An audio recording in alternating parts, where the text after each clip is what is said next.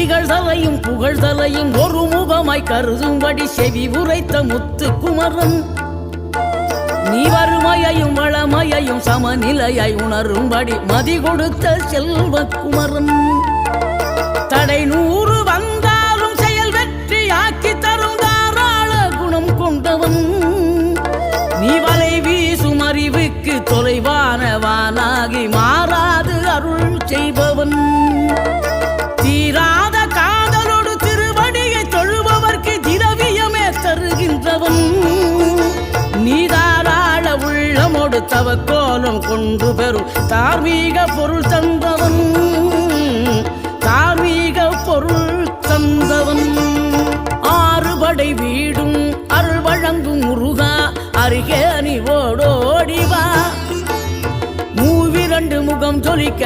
2 கரங்களுடன் ஆதரவு